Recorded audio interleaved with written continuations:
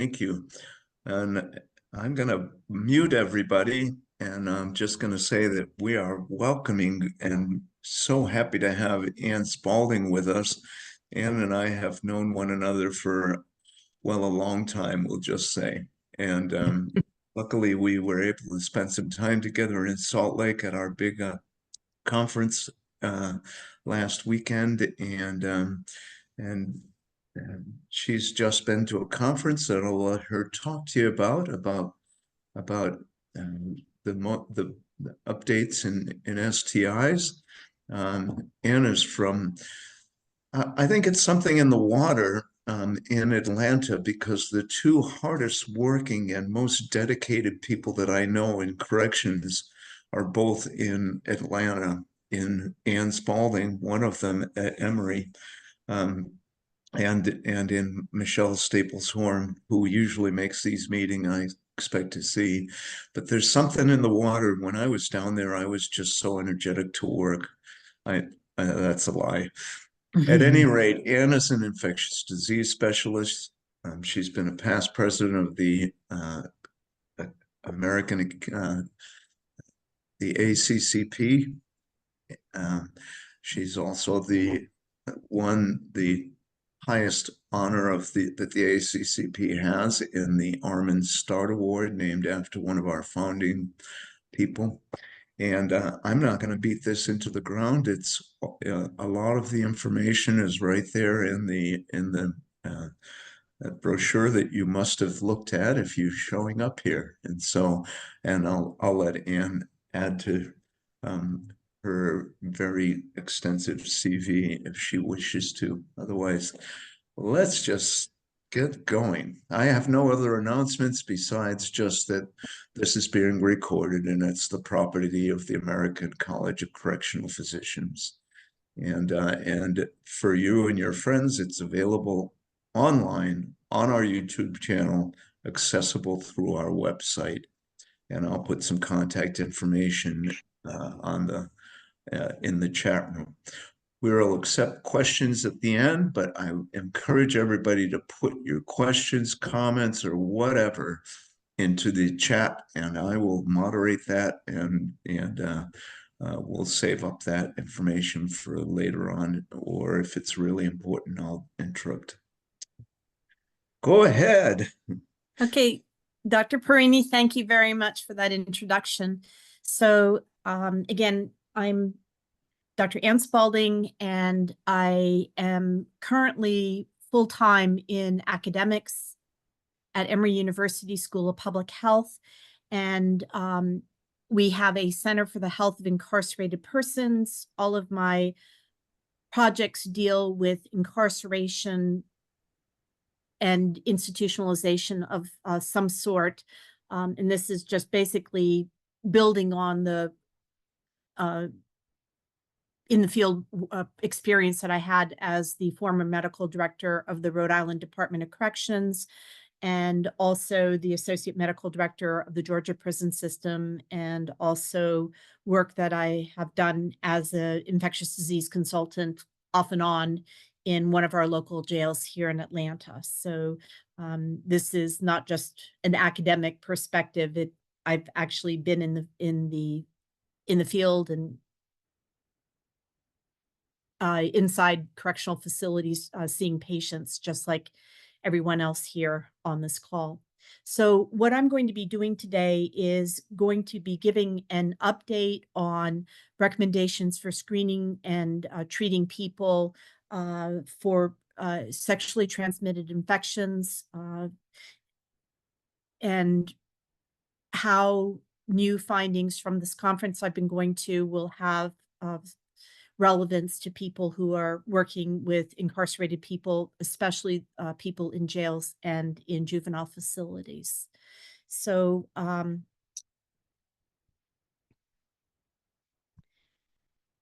I have had some funding from Gilead. I want to say maybe 5 years ago. I've had test supplies from Biolytical, the maker of the INSTI test for HIV. Those potential conflicts of interest are fairly dated now.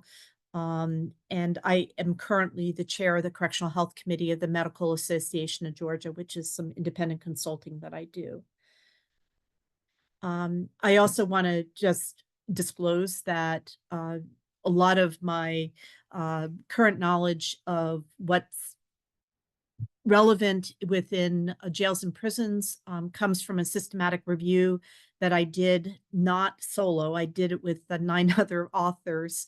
And this was completed in 2022, published in the Clinical Infectious Disease. And this was a systematic review that was done as the CDC was preparing their current guidelines, the guidelines for treatment of sexually transmitted infections. There is a section in that on treating and managing people who are in jails and prisons. And we were the subject matter experts for that. Recommendations that came from that literature review was for people who are going through short-term facilities, especially, it's important to screen folks as early as possible. And the earlier you do it, the closer to that front door that you could conduct the test, the better your program worked. If somebody is coming into a prison, though, that need for speed is not quite as great. If you're working in a jail, I think everyone working in a jail realized how fast people could come and go. So short-term tests, point-of-care tests are very, very helpful. If you do opt out, you're going to get more individuals consenting to get tested. And when there are insufficient funds to test everyone and treat everybody, use your local epidemiology to get the most bang for your buck. So the conference I've been attending this week is the 2024 STI Prevention Conference, which is a every other year conference that the CDC puts on. And it has been going on since Monday, and tomorrow is the last day. But I think the gist of the new findings have already been presented. So I'm going to speak about what I've heard from this conference so far. And the key questions that were addressed that I think have relevance to those of us who are working in jails and prisons are new strategies for preventing HIV and sexually transmitted infections. How should we find and treat cases? And some information about the prevalence and epidemiology of common sexually transmitted infections in justice settings and how that differs from the general community. And then I'm going to speak some on new options for treating sexually transmitted infections. And those of you all who've been following gonorrhea issues realize that we were kind of at the end of our limits of antibiotics to treat gonorrhea, with one drug after another showing great resistance. We thought we were at the brink of not having any antibiotics to treat gonorrhea, but I've got some promising news at the end of this presentation on that. I think, unless you've been living underneath a rock, I think you have heard that cases of lots of sexually transmitted infections have been going up. Now, there was a dip in diagnosis during COVID, but things have continued to rise afterwards. And this data go through 2022. There's no sign that our exponential increase in epidemics such as congenital syphilis are turning the trend, turning the corner, and we definitely have a crisis on our hands. We have some new paradigms for treating and preventing sexually transmitted infections. And one of the most promising things that has come about with public health has been prevention of HIV with 2 different strategies. One is called pre-exposure prophylaxis, and the taking the blue pill every day has been associated with a drop in new HIV infections. And I think people have also heard that you can have your patients injected with cabotegravir, which is a long-acting HIV medications once every 2 months, and that likewise prevents HIV seroconversion. The implications for PrEP as people come into jail is that if they're on the oral PrEP medication, at least give the next 2 doses that are part of the regimen. You can get generic Descovy for tenofovir for 75 cents a dose. And so basically, if you can give 2 pills, $1.50, you could prevent someone from getting an infection that will cost society $500,000 to manage over the person's lifespan. I have talked with people from at least one private company who says, oh, it's not worth it, they don't have money to give the 75 cents a dose. We're not having that many people, at least here in the Southeast, coming in on PrEP, but it's important to finish. And then the other strategy is a post-exposure prophylaxis for people who are not on pre-exposure prophylaxis. Giving HIV meds after a known exposure can also prevent HIV seroconversion. So finish what has been started, talk about exposures. Since we do have HIV prevalence 3 to 5 times greater in criminal justice populations compared to the outside community, it makes sense that this would be a population where PrEP is really important. Unfortunately, not many people are getting started on PrEP, even if they have high risk among people who are uninsured, people who may have issues with social determinants that run counter to good health. There's definitely have been great interest in PrEP. There have been folks who've done studies, how many folks who are in jail are interested in PrEP. There's usually really strong interest, but most of those studies that have tried to follow up with actually putting people on PrEP, that interest that's expressed inside is very hard to translate to practice outside. And the actual use after discharge has often been nowhere near the stated interest while people are in jail. And people are looking at ways to try to increase the uptake of PrEP among those who are circulating through a jail. There have been patient navigator programs, analogous settings like emergency departments that have found similar great interest, but lack of actual execution, have tried similar strategies, but we definitely are at a situation where this prevention of a very serious sexually transmitted infection, HIV, is not really being embraced by the patients we care for. There was another strategy that was brought forth in this conference, and really, I would say the star strategy that's really been pushed this week at this STI prevention conference has been something called DoxyPEP. And there has been a proof in several studies showing that 200 milligrams of doxycycline taken 1 to 3 days after sex reduces the new infections with syphilis and chlamydia by over 70%, and of gonorrhea by about 50%. The studies have been done in men who have sex with men and transgender women. So individuals who were assigned male at birth and are now living as women. This is not something that has been shown to work yet in individuals who are men who have sex with women or with women, but for gay men and transgender women, this strategy has really good proof of efficacy. So the regimen, 2 100 milligram doses of doxycycline. Now, you may say, I took doxy, all these teenagers take doxy for acne, and they seem to get all these sexually transmitted infections.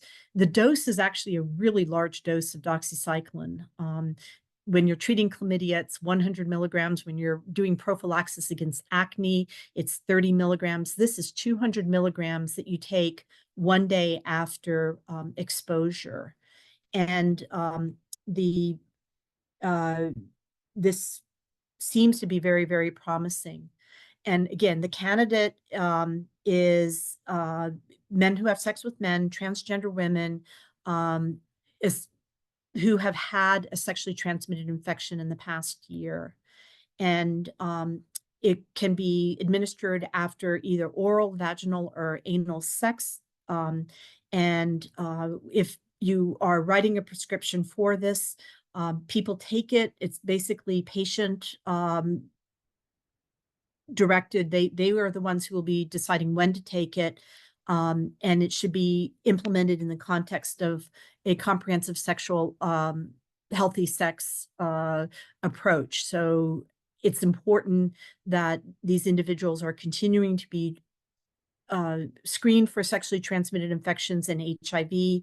If they have HIV, that they need to be on treatment for HIV. If they are HIV seronegative, they should be on pre-exposure prophylaxis. And there's also a recommendation that people need to be reassessed every 3 to 6 months to see if there's continued need for this. These recommendations are online. The MMWR came out in June. Even before this came out, there was a high uptake among men who have sex with men. People were aware that this is working, and it has been quite popular for those who can access the information.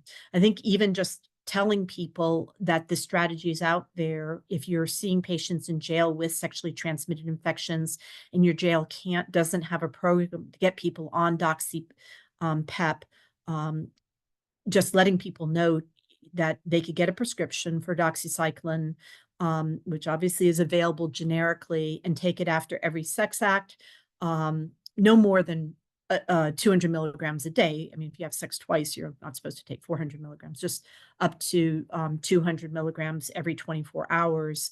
Then the likelihood you're going to have one of these common sexually transmitted infections it goes way down. So this has been really, really pushed. What are the correctional implications for those entering jail on prevention treatment? If you can do a point of care sexually transmitted infection test, that should be done first. And if someone has full-blown chlamydia infection, treat them as the guidelines tell you to. That would be 100 milligrams of the doxy for 7 days. And I think people know that the azithromycin is not the dose anymore is not the drug of choice for chlamydia, and that's second line therapy. And if they've got gonorrhea, currently we give the kind of the super dose of ceftriaxone injectable. But if they are have been exposed, it is, and especially if you don't have the luxury of being able to run a test, have people continue to take the doxycycline, and if they're on PrEP, make sure that they get 2 doses after their last sexual exposure of their PrEP dose, the tenofovir regimen that they're on. Let's find and treat sexually transmitted infections. So what's up, what's new? So if you are examining people who are coming into a prison, you usually have the time, especially if you're not overwhelmed with numbers, to do conventional tests for sexually transmitted infections. But if you are having people coming in and out very quickly, it is great to be doing point of care tests. So I think we've learned with HIV, the point of care tests for HIV have transformed how many people can be diagnosed in a jail setting, well, other infections are now catching up. So chlamydia and gonorrhea, there's now a tabletop testing apparatus for gonorrhea and chlamydia. So the Binks is FDA approved, a cartridge, either for men, they would you'd put a urine sample in, and for women, you would do a vaginal swab. The women can collect their own vaginal swab, and 15 minutes later to 30 minutes later, you'll have a result. Does this patient have chlamydia or gonorrhea? There's another device that's a point of care test of something called the VISB. And this has actually only been approved for women. Vaginal swab can detect either chlamydia, gonorrhea, or trichomonas, and it gives a result in the same duration of time. So it's a point of care. Don't have to send anything out to a laboratory. You can make the diagnosis on site. Neither of these are dirt cheap, but there are tools that are out there. There is public health pricing for these.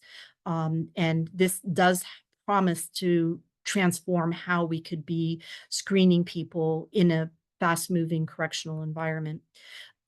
What's new for syphilis? The ChemBio test is a test that is able to test for both HIV and antibodies to syphilis, the treponema pallidum antibodies, that's like the RPR, and it can give a qualitative result for each of those.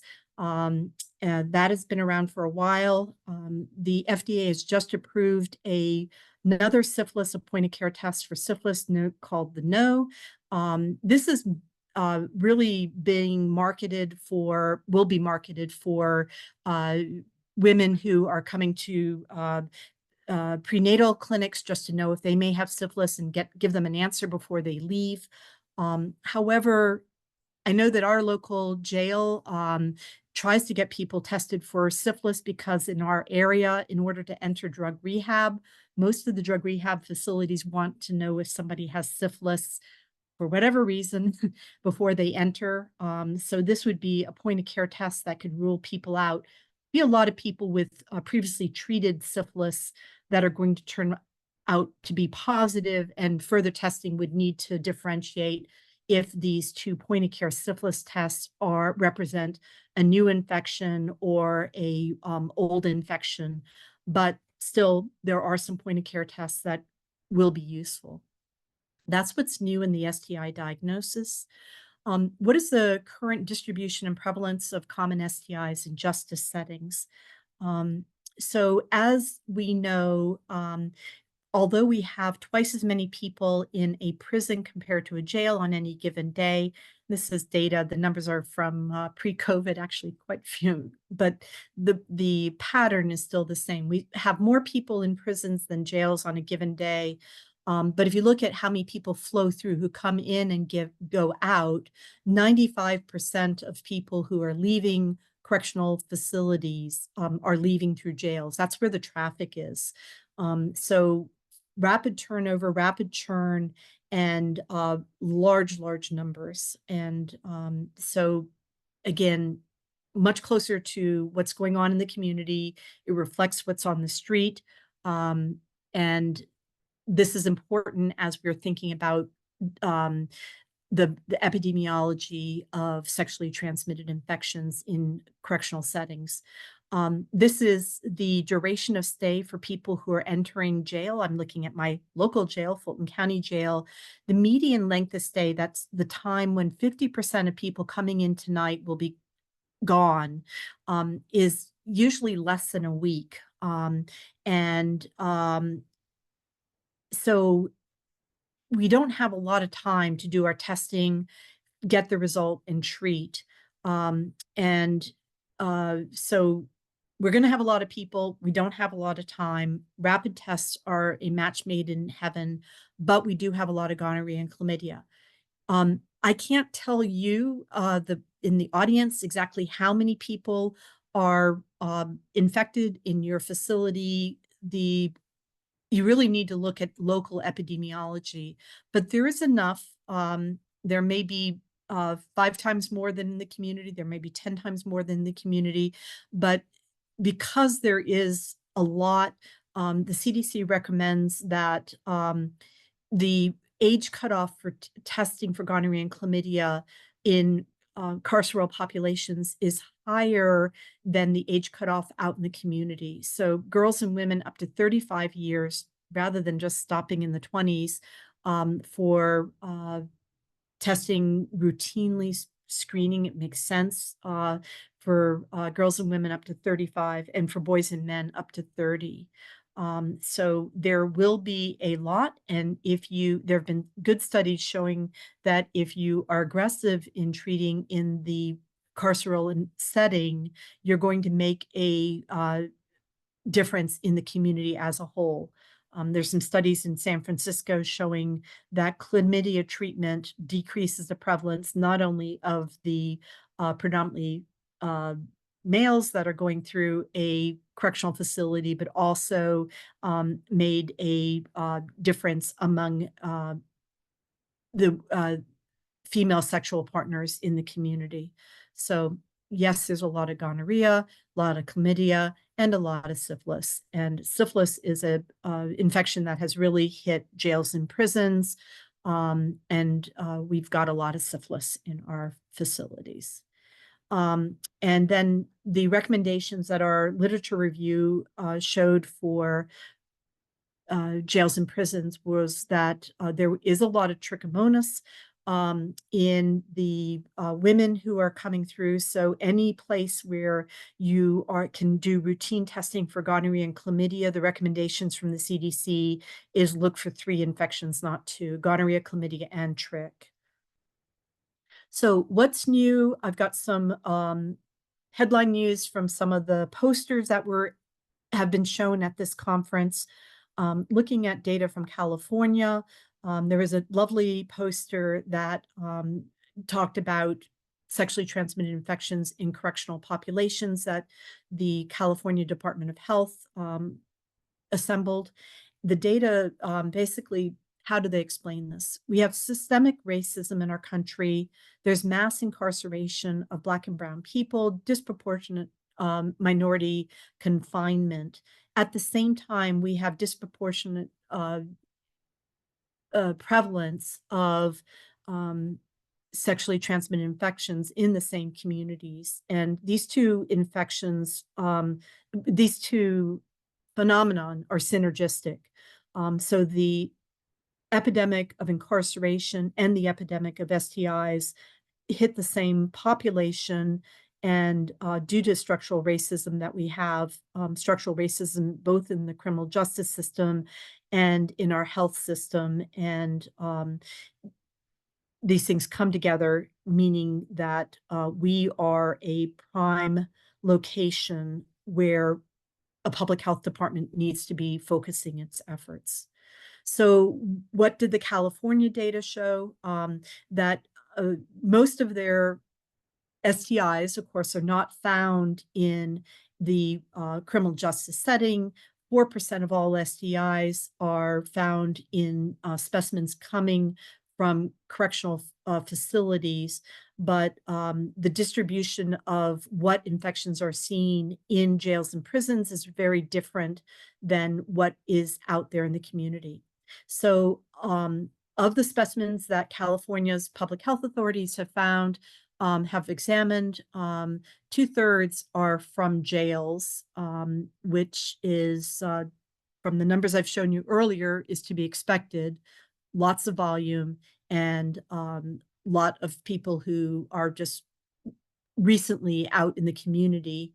The juvenile system is so much smaller than the adult system. The fact that 12% of the infections were from a juvenile facility, that is out of proportion to the number of youths that are in the justice system.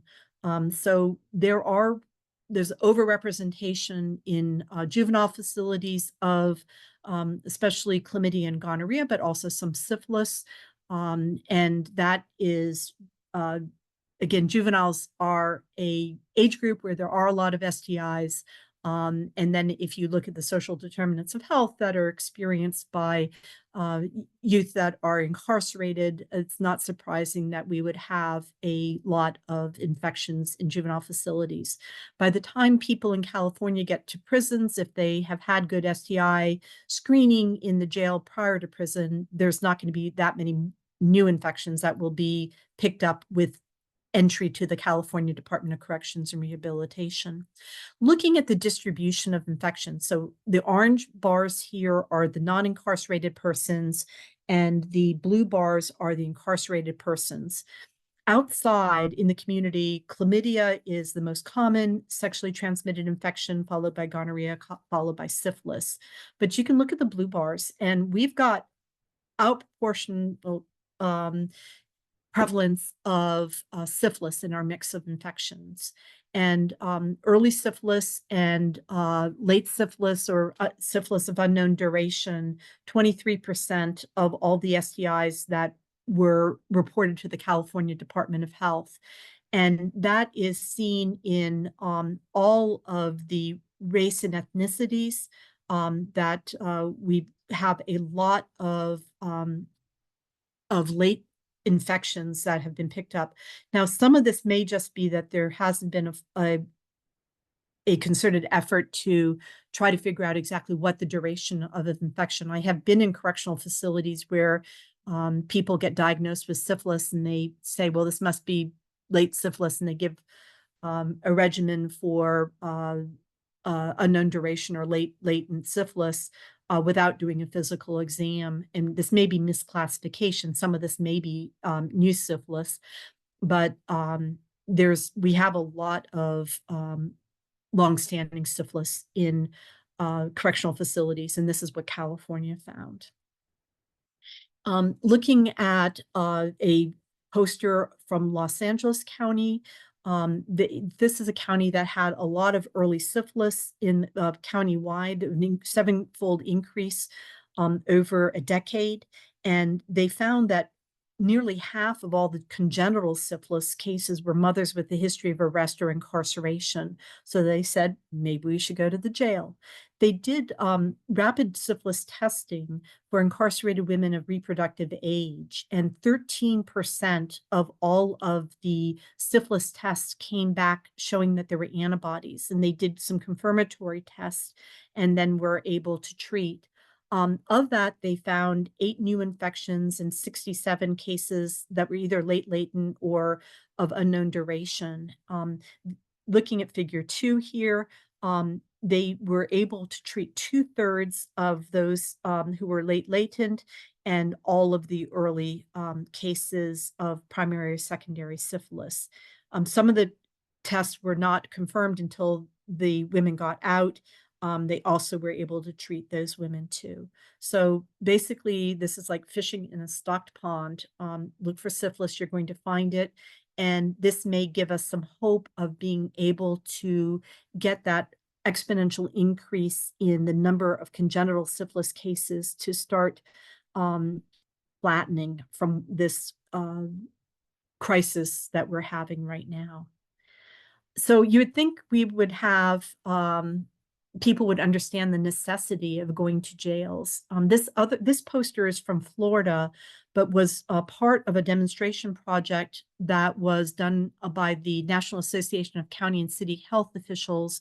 They had a request for applications. What jail wants to have a demonstration project of testing women for syphilis? 4 jails signed up. I think the best results came from Florida, and some of the other jails that have been involved, the health department was interested, and there's been kind of a lack of cooperation from some of the jails themselves. This found in testing women of reproductive age, about 1% of all the tests were positive for syphilis, and this is for confirmed syphilis, new syphilis. And they, of the 777 people who were tested, all of the 1% that were tested, which was a little over 1%, got treated and they got adequate treatment, which again, for early syphilis, primary or secondary syphilis, is just one dose of benzathine penicillin. That is the only recommended treatment for syphilis is penicillin, and alternatives are to be used only when penicillin is not available, or if there is a true allergy to penicillin and the woman is not pregnant.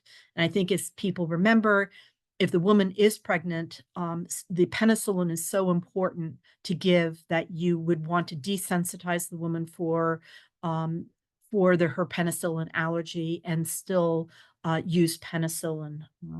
Doxy obviously is not something you give in pregnancy. Doxy should not be used as the drug of choice in a non-pregnant woman, even though the penicillin, 3 doses of penicillin can cost $1,000 if you don't have 340B funding, and Doxy can just be pennies per dose. The CDC says Doxy is not the treatment that is recommended for syphilis. Looking at Maricopa County, this is the Arizona county that comprises Phoenix. They have found that there were climbing percentages of their syphilis cases that were in correctional facilities. So both 17.8% of all of their syphilis was in correctional facilities, and another 8% were among people who were incarcerated within the past year. This project showed that many people do get treated while they're incarcerated, but 1 out of 5 did not. The prevalence was high enough in Phoenix that there was a recommendation for timely and universal syphilis screening of everyone who was entering the Maricopa County Jail. This is the jail that Sheriff Joe used to run, but I think he's out of there now. And there were problems with treatment delays, and but it was feasible. Mike, is that you? I'm still here. Okay, I heard a noise. I wasn't sure if that was you or someone else. Okay, and I've got a little buzzing in the background. Or is anyone else hearing that buzzing? Okay, I guess not. Treatment issues. I'm really winding up right now. And I do see that it's a little after 8, and I only wanted to talk for a half an hour.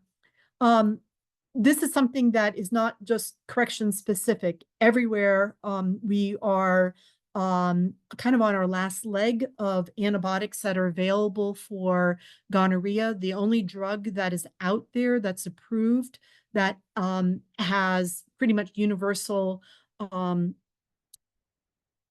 use for gonorrhea is ceftriaxone, and that's the 500 milligram dose, the much higher dose than we used to have to use. And that's because there's high resistance to other antibiotics. Azithromycin is no longer an option. We have to give the ceftriaxone. And the question is, what happens when ceftriaxone becomes resistant? And there is resistant ceftriaxone that's out there in the world. Fortunately, it's not common yet. So people have been kind of quaking in their boots right now. What's going to happen when this drug also becomes no longer effective against these diplococci that are teeming in this picture down here? Well, there are 2 new drugs that are out there. They're in the same class, but both of these drugs passed phase 3 trials, and they're gepotidacin and also zoliflodacin. And if you guys have not heard of these drugs before, then you can't correct my pronunciation of them. I think I've got the pronunciation right. If anyone has a better pronunciation of them, that's good. The first one that got approved or that got through the phase 3 trials was the gepotidacin. And this is can be administered all in the course of one day. You take a dose, and then 10 to 12 hours afterwards, you take a second dose. So hopefully, if we do get gonorrhea showing up on that point of care test, you can get a dose to your patient and either give them a dose to take home with them if they're getting bonded out, or get that second dose in before they leave. The other drug that is coming on down the road is a single oral dose. So the fact that we've got something new is great. Now, we don't want to give this prophylactically. We don't want to give this as a post-exposure prophylaxis without having a diagnosis, because this is kind of our last hope of having treatment for an infection that can cause such sequelae as pelvic inflammatory disease in women, and PID, as we know, can render a woman infertile. It's an important that we have some tools in our armamentarium to make sure that we can treat gonorrhea. So far, the studies have been done in for people with genital urinal GU infections. So as we know, we want to, when we're testing for gonorrhea and chlamydia, we test every point of contact. So if a guy has only had rectal, only anal receptive sex, we've got to do a rectal swab for gonorrhea. If they've only had oral receptive sex, we do a throat swab. And we don't have efficacy of these drugs against these other sites of infection, common sites of infection yet. But for the GU infections, these look very, very promising, and very, very rare not to be effective against treatment. So that's coming on down the road. And I want to announce a drug that does nearly 100% cure of syphilis. And it's not quite a new drug. Anyone heard of penicillin? It kind of came out about 80 years ago. It is still a really good drug against syphilis. And this seems to be forgotten in some jails. There have been periodic shortages of penicillin. The benzathine penicillin is manufactured, the raw material is manufactured in just 2 plants that are both in China. And sometimes the production of the world's supply of penicillin gets to be backed up, in which case there can be shortages around the world of penicillin G. And when we do have shortages, we do revert to treatment that is not the recommended treatment. Would be the doxycycline. Now, if you have somebody with late latent syphilis and you treat them with penicillin, you can get a dose in on the day of the diagnosis. 1 week later, you give your second dose, and then 1 week later, you give your third dose. That's within 2 weeks, you get your whole treatment done. If you start somebody on doxycycline, you would be having to do 30 days of treatment.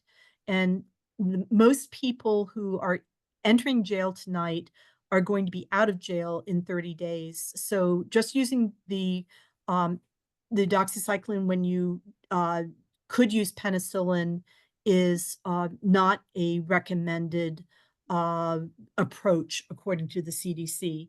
And this was a non-jail poster, but what it showed is during these shortages of penicillin, most people are having to get doxycycline. So if you may just be reserving the penicillin for the pregnant women. 75% of the people in this community, it was a Baltimore study, were getting the doxycycline during that time, and the And what happened is only a third of the individuals who were given doxycycline actually completed it. And this was all comers within Baltimore. And if you look at the irregular lives, the chaotic return to community after people get out of jail, my sense is that there are very, very few people leaving jail that can manage to take a daily dose of doxy for 30 days. There are some organizations that have only been prescribing doxy for people with syphilis, even in the even when there is penicillin available, simply to save money. That is not something that is recommended. And this is kind of proof of why it doesn't make sense in a jail, especially to be using something that takes 30 days when you can get treatment completed in 2 weeks for latent syphilis and in one dose, one day for early, like primary and secondary syphilis. The problem is the cost. So penicillin on the open market, $300+ a dose. 3 doses would be $1,000 per person infected, whereas doxy is dirt cheap in comparison. And may I mention that jails and prisons can have 340B pricing if they link up with a 340B pharmacy out in the community, which will allow acquisition of penicillin for pennies compared to $350 a dose. More on that later if anyone has any questions. So yeah, the penicillin is still the drug of choice for syphilis. So take home messages as I finish. You get what you pay for. If you have epidemiology showing that you've got STIs, screen for what you've got in your community. There are a lot of counties with 0 syphilis, and these messages of looking for syphilis is for high prevalence areas, not for the areas where they've not seen a case of syphilis in the past 30 years. And screen and treat if epi indicates the need. Nothing has changed about doing opt-out testing in jails for STIs. Make sure patients are agreeing to this. The message would be, we test everyone for, name it, HIV, chlamydia, gonorrhea, trick. Is that okay with you? And if they don't decline, then go ahead and test. Here's your urine cup. And I'm just gonna go do a finger stick here. Screen as early as possible for those in the short-term facilities. And point of care is a match made in heaven for testing in a jail. Now, in a prison where you've got a steady number of people coming in, no reason to do the more expensive point of care tests. You can do the traditional tests.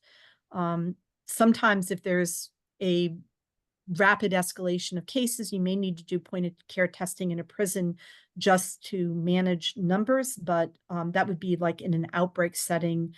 Generally, the traditional tests are just fine in a prison. Point of care is the jail test and juvenile test for, or at least for short-term juvenile facilities. There are new prevention methods, new prevention strategies include doxy-PEP, and then the tried and true PrEP for HIV and condoms. And a lot of folks have been trying to figure out how to get individuals who are at high risk, especially people leaving jails who have a history of an STI, to be on PrEP. And the execution of this has just been a little bit elusive.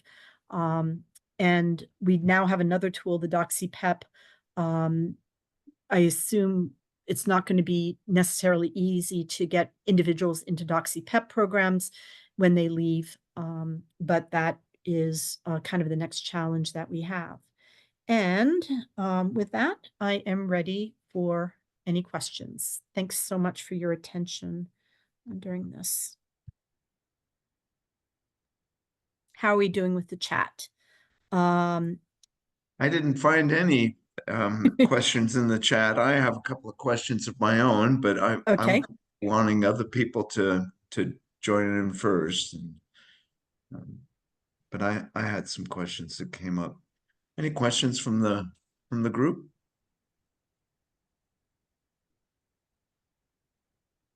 And I see some familiar names. So hi, familiar names. Tom Lincoln is here, and I think that's awesome. I haven't heard or seen from Tom in ages. It's pretty cool, huh? Yeah. And Tom, it's good to see you again. And just to let folks know that Tom is likewise, I would say he is a well-known expert in STIs in jail settings. So if I can't answer the questions, Tom, you get to answer all the questions. So I wondered why the doxypep was only tested among men who have sex with men and transgender women, and if you think, and off the record, whatever, if you think that it can be extrapolated into general populations. Yeah. So some of the big debates they have, so one of the things that makes this STI conference so much fun is that they've got a lot of debates where this like point counterpoint, two individuals get up on the stage and kind of duke it out and throw tomatoes at each other. I've brought my whole STI epi class. I used my discretionary funds to get them all enrolled to come because I find this conference so much fun. So the whole question is, do we put our prevention efforts to the highest risk population, or do we start with just giving something to everyone? There's much more return on the investment of public health funds to focus on the highest risk. And the individuals with high risk are men who have sex with men who are having a history of STI. So this is not the stable married man married to his partner for years and the two guys never see anyone else. These are the people who might have multiple partners, maybe anonymous partners. They have very high rates of STIs. And so it is easier to do a study in a population where there's a high incidence of new infections. And this is who it's been tested out on. And the data are very, very compelling. And you can read about it in that MMWR that came out in June of this year. So yeah, it might work for others. There's concern about just throwing doxy at individuals. And that's been talked about. So we do need doxy for treating other serious infections that are in our community. And if we put doxy in the drinking water, there will be more. Doxy is not going to still be effective against some things. However, we've had teenagers on doxy for their acne for years. We have people on doxy for malaria prophylaxis. I just finished up my dose of doxy after working in Africa with John May on in a prison there. It is something that people can take long term. I did take it for malaria prophylaxis. I just want for the record, just to let people know. Me too. It is something that people have taken. There is a concern about antibiotic stewardship, and it has been it's something that's being raised, but I think it's compelling enough with the harm that all the STIs with their increasing prevalence have had, that this is something that the likes of which we haven't had before, something that could prevent STIs from continuing to race through our population. Next question. Anybody else? Somebody else? I had a question about, as a primary care doc, about testing for syphilis when you've got a history of syphilis in the patient. And has anything changed with that, or is that kind of a waste of time? No. If you should continue to, so if somebody has had unprotected sex, especially with somebody who could potentially have been harboring syphilis, the recommendations are still to test. So the way that you would be testing, you would get TA. the RPR, and some labs do the TPA, the syphilis specific test first. Some do the RPR first. It all depends on how the laboratory is set up, but you still test. So if you, and syphilis is a reportable disease. So let's say I got syphilis and my titer is like 1 to 64. The most important thing is on the day that you get that lab result back and you've got that benzathine penicillin, about to inject it into my buttocks, because it's a big dose, you get another RPR test, because let's say this came back at 1 to 64 from a test that was drawn when I was in clinic last week. It may actually be 1 to 128 or 1 to 256 that day. So always get it on the day, get another drawing of it on that day that you inject your penicillin, and then you follow the titers, and you want to see a 4-fold decrease every time you do your serial titers. So if I when I came to jail a couple of years ago, it was 1 to 64, and this is a reportable disease. Neither a laboratory, neither a doctor has reported my getting syphilis again. Last results are from 2 years ago. You draw it, and the last time I was infected was 2 years ago, and my titer has steadily been coming down. It's 1 to 8. Okay, so if you then draw another syphilis test and I'm back to 1 to 64, that means I've gotten a new infection. Yeah. When you have a new infection, it's really important to do a physical exam. So if my palms have the copper penny spots,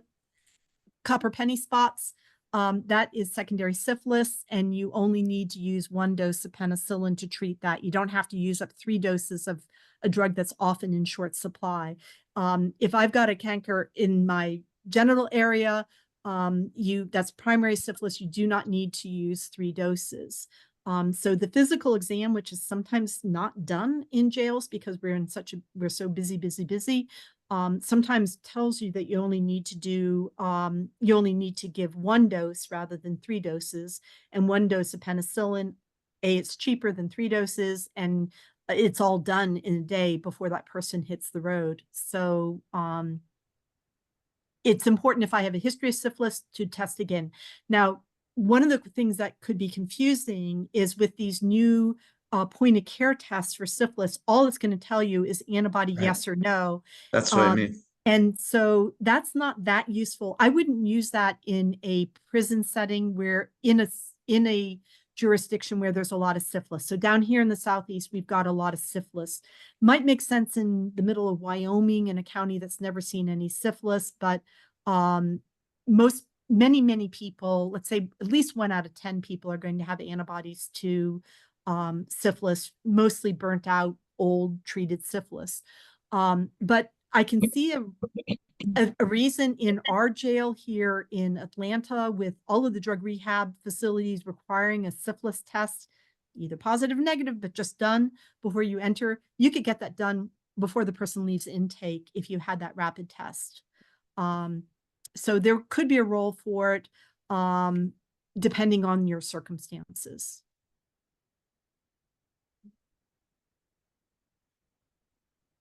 And one person has hit the chat and said that they don't have a microphone, but if there are questions in the chat, that would be great too. How many people are being forced by their company and or county or their state to use doxy for all syphilis treatment, even though in jail or prison?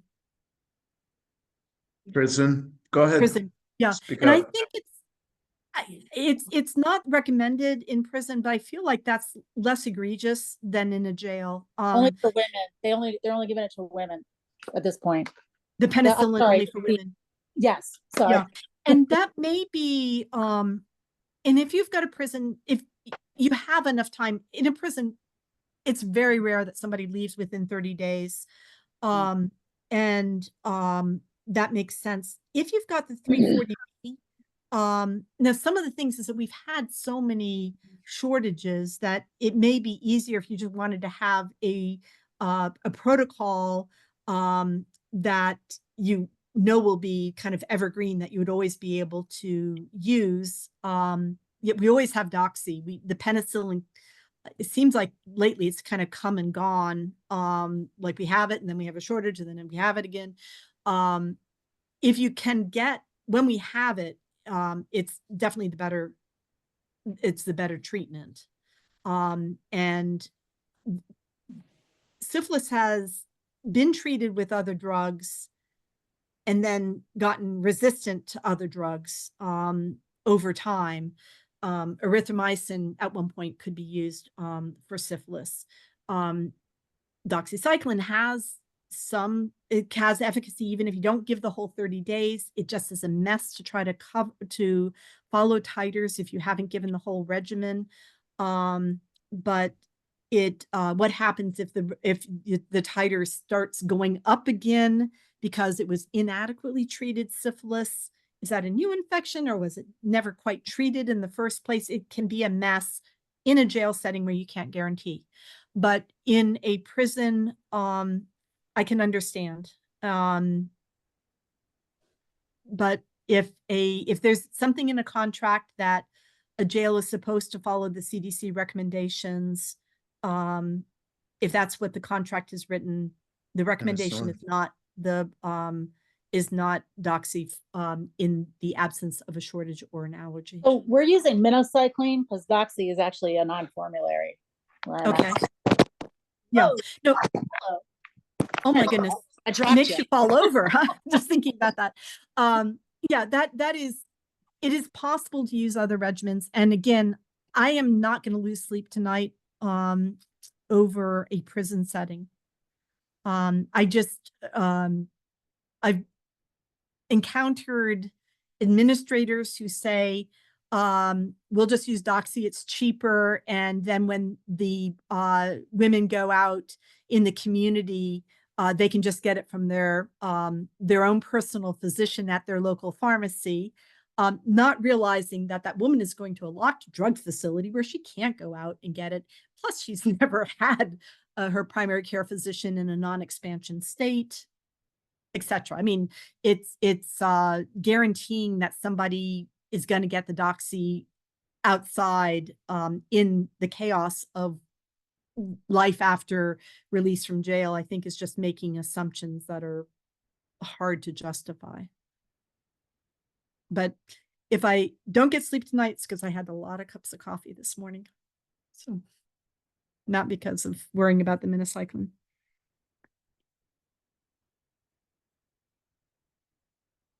We have hit the 1 hour mark. Anything else? Mike, I can't hear a word you're saying. I'm sorry. We're thinking about moving this up to the second Wednesday, if only so that during November and December that we don't interfere too much with your holiday planning and we get some attendance. And so you'll be getting an email sometime soon about that. But as far for right now, for sure in October, we're looking at the third Wednesday, and then we'll work from there. And Mike, do you have a topic for October yet?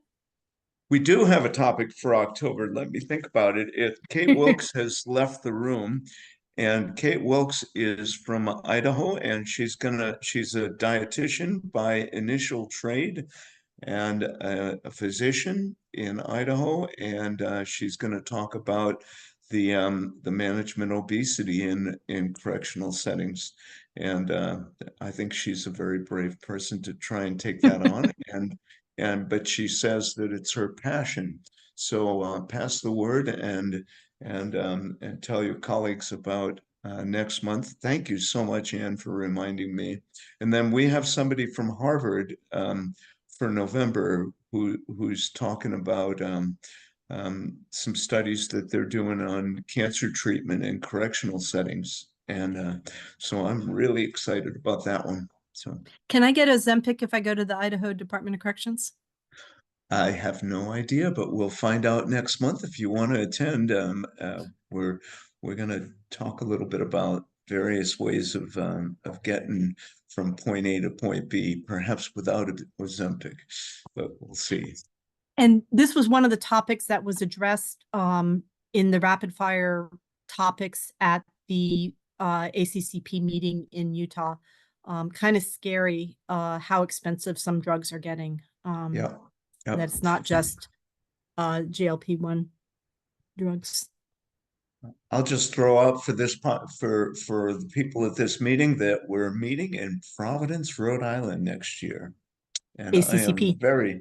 ACCP is having our national meeting in outside of Salt Lake City. So we've done 2 standalone conferences in Salt Lake City, our first standalone conferences.